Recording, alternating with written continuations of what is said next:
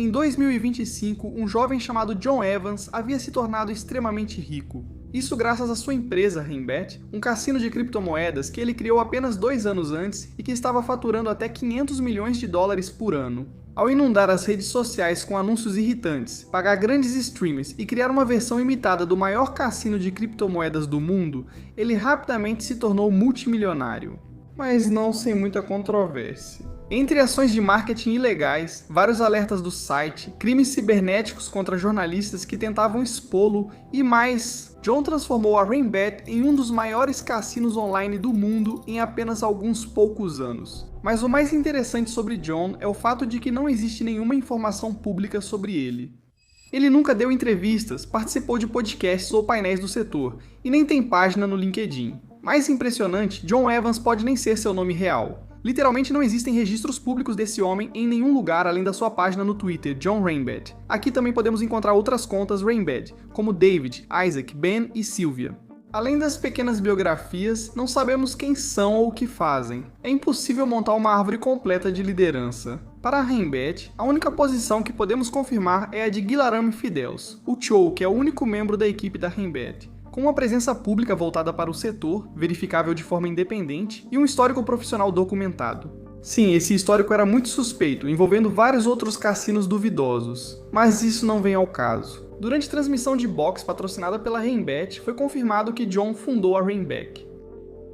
Ele é dono da Rainbet e agora também representa certo risco para a marca.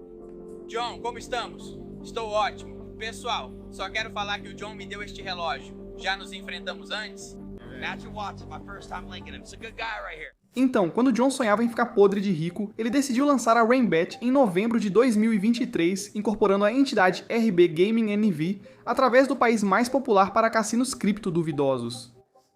Curaçao, agora registrada no endereço da Zukitun Tower, falei errado, em Willemstad, Curaçao. John só precisava de uma licença de jogos para operar, que obteve por meio de outra ilha chamada Anjouan, no Oceano Índico. Oferecia licenças extremamente baratas, junto com um processo de aprovação que levava apenas 2 semanas. Além disso, com o benefício adicional de praticamente nenhuma fiscalização regulatória, sem auditorias e podendo se registrar através de chamados provedores de serviços corporativos, era óbvio para John conseguir uma licença daqui para se manter escondido enquanto conseguia abrir seu site rapidamente. Ótimo, John e sua equipe improvisada de usuários anônimos do Twitter agora podiam abrir e operar um cassino de criptomoedas. A questão era, como ele projetaria um cassino de criptomoedas para competir com os grandes? Ora, exatamente como o maior do mundo. Tudo, desde a interface do usuário até o layout, tempos de carregamento rápidos, seleção de slots voláteis, programas VIP e até o esquema de cores, foi meticulosamente copiado e colado do Stake. John queria que a Rainbet parecesse moderna e familiar, e como a Stake era a marca mais popular do setor, isso nem passou pela cabeça dele, nem um pouco. Para inovar com uma fórmula já comprovada, mas que já trazia alertas desde o começo, infelizmente para os jogadores. Para começar, o cassino do John não oferecia proteção significativa ao consumidor. Diferente dos órgãos reguladores de apostas legítimas, as licenças de Anjouan não protegiam os jogadores. Não havia mecanismos independentes de resolução de disputas. Então, se um jogador fosse enganado pela Rainbet, não havia órgão regulador para ajudar. O dinheiro depositado pelos apostadores em suas contas também não era protegido. Cassinos regulamentados devem manter contas de jogadores separadas, garantindo que os fundos dos clientes fiquem apartados do dinheiro operacional da empresa. A Rainbet não possuía esses requisitos, então os depósitos dos jogadores eram misturados ao caixa operacional e não havia auditoria exigida. Por causa de Anjouan, os jogadores poderiam perder tudo se a Rainbet falisse, desaparecesse de repente ou congelasse suas contas sem motivo. Talvez o pior seja que o Cassino John não ajudava os viciados a se afastarem do site. A política de autoexclusão deles afirma: ao iniciar a autoexclusão, você concorda em não criar outra conta, depositar ou tentar depositar fundos. Reconhece que essa é uma ação voluntária e a Rainbet não se responsabiliza por perdas durante o período de exclusão. De forma simples, a Rainbet transferiu toda a responsabilidade e ônus aos apostadores que desejavam parar. Eles não conseguiam checar o status de autoexclusão em novas contas. Então, se um viciado recaísse, a Rainbet permitia criar outra conta com o mesmo dispositivo, IP e carteira de criptomoedas, sem verificação ou bloqueio. Portanto, é desnecessário dizer que o local criado por John não era o mais seguro para gastar sua renda extra. Como ele faria as pessoas jogarem na Rainbet, um site duvidoso, em vez de cassinos de criptomoedas já conhecidos, fazendo coisas ainda mais suspeitas? Apesar de não ter provas públicas de que podia expandir um cassino online, John tinha certeza de algo. Mirar em homens jovens e impressionáveis com comportamento impulsivo era o bilhete de ouro para ter uma grande base de jogadores recorrentes. Então, para encontrar essas pessoas, ele elaborou um plano. Primeiro, ele montou uma rede de recrutamento obscura envolvendo operadores provavelmente falsos como Sarah do Rainbet.com, Brad_Rainbet e Charlie Rainbet no Discord, além de uma conta no Telegram, Rainbet Shin. E quem eram essas pessoas tentando recrutar influenciadores no Twitter e no Instagram que tinham comunidades de homens jovens e impressionáveis com comportamento impulsivo? Um grande mercado que eles atingiram foram as páginas de futebol no Twitter, que tinham um número pequeno, mas fãs dedicados. A proposta do Rainbet era simples, tudo o que essas páginas precisavam fazer era postar sobre o Rainbet. E não importava o desempenho da postagem, eles ganhavam entre 50 a 250 dólares por postagem, dependendo de quantos seguidores tinham. Quero dizer, pensem como isso é louco. Tudo o que uma dessas páginas precisava fazer era clicar em postar uma vez por dia durante um mês, e ganhariam 7.500 pratas. João também propôs acordo similar para influenciadores de fitness, games e lifestyle no Instagram, até 200 dólares por 100 mil visualizações. Também recebem até 15% de comissão sobre todos os depósitos feitos por seus seguidores. Apesar do lucro dos acordos, havia um grande problema sobre o que os influenciadores postariam.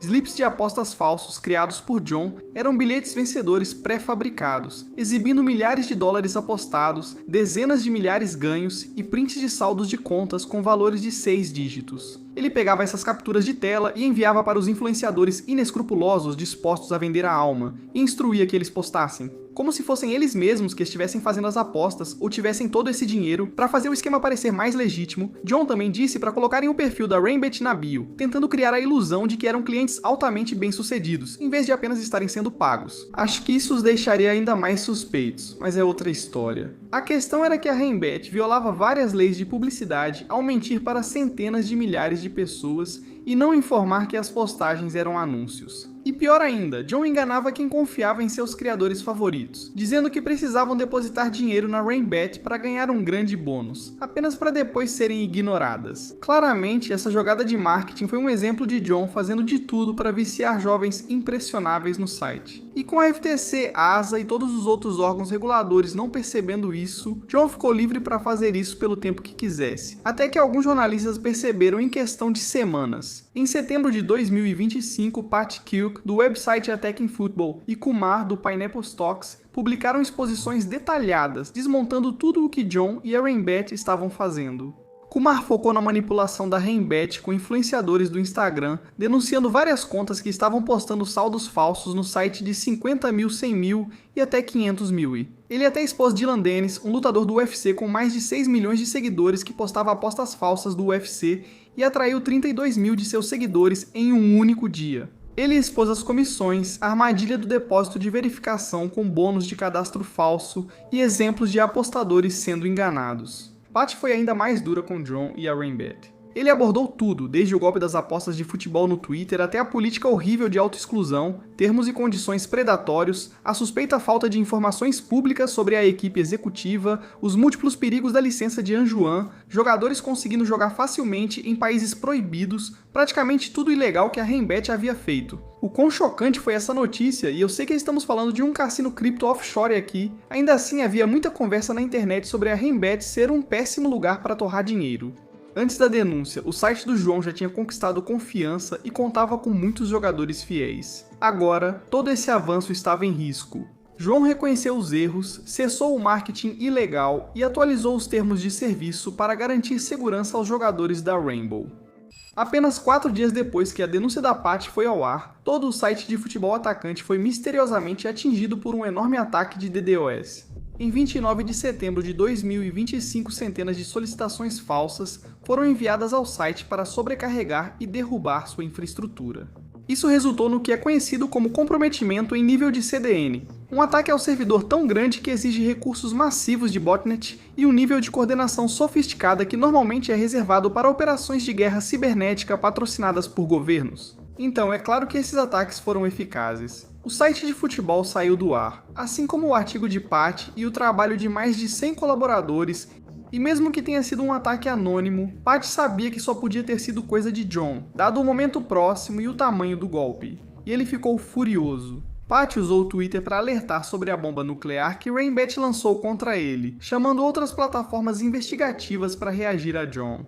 Fintelegram respondeu ao chamado, classificando o ataque DDoS como crime claro e solicitando o envolvimento dos órgãos reguladores. Além disso, iniciaram uma caçada pública pelos informantes da Rainbat, pedindo que entrassem em contato, com dados sobre ataques, comunicações internas, documentos de propriedade da empresa e provas de outras operações ilegais. Por um instante, parecia mesmo que esse seria o fim da Rainbow. A oposição, mais irritada do que nunca, disse que os ataques aumentaram a atenção global sobre as operações ilegais da Rainbat e deram provas claras de intenção criminosa para silenciar críticos. Eles reuniram todas as evidências para fechar o cassino suspeito, e tudo o que eles precisavam era que apenas um órgão regulador interviesse e tomasse uma atitude. Mas ninguém fez nada. Dias, semanas, meses se passaram desde o ataque DDoS, e as plataformas investigativas não tinham nada para se orgulhar. E João, que agora finalmente estava confortável em relaxar, estava pronto para parar de se preocupar com ser fechado e começar a levar a Rainbat a novos patamares. E seu próximo plano era inundar a internet com anúncios da Rainbat. Tenho certeza de que todos já viram esses vídeos. Começam como sketches ou conteúdos bobos, mostrando pessoas incomodando trabalhadores do varejo ou abordando pessoas em situação de rua. Não é um conteúdo muito bom, mas fazer o quê? Serve para te distrair enquanto você faz cocô de manhã. Você continua assistindo ao que está acontecendo, então do nada, pá, a Rainbat é mencionada do nada. Alguém precisa pagar um café caro e vai tentar conseguir isso jogando blackjack. Um morador de rua quer comida, e se esse cara ganhar, vai comprar algo para ele. Durante 2025 e até 2026, milhões de pessoas ao redor do mundo não conseguiam evitar os vídeos da Rainbat, novamente de forma proposital. João criou o que eu gosto de chamar de vídeos no formato cavalo de Troia, onde a proposta nem de longe parecia envolver um cassino. Depois de captar a atenção deles, o tema era incluído naturalmente no conteúdo. Arco-Íris pagou centenas de influenciadores para criar conteúdo exatamente nesse formato em Reels, TikTok, Shorts e Twitter. Mais uma vez, pagando aos criadores quantias lucrativas por fazerem algo relativamente fácil. E claro, os criadores provavelmente estavam ganhando muito dinheiro produzindo esse lixo.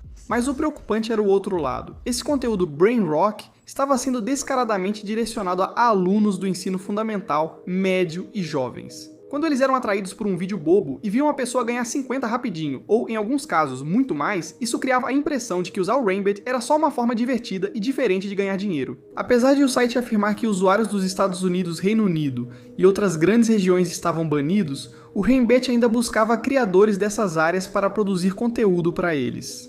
Eventualmente, as pessoas começaram a levantar preocupações sobre esses vídeos, apontando que eles violavam várias leis de publicidade, e algumas entidades realmente começaram a tomar providências. A maioria já estava cansada de ver o Rainbat a cada terceiro vídeo, mas isso não importava, pois esses vídeos funcionavam. João havia alcançado mais de 50 milhões de pessoas nessas plataformas, fazendo com que seu site crescesse de praticamente nenhum tráfego para até 15,3 milhões de visitas mensais. E a fábrica de conteúdo não parou por aí. João ainda ofereceu a Aiden Ross, um dos maiores streamers do mundo, um contrato de 100 milhões de dólares para jogar Rainbat ao vivo.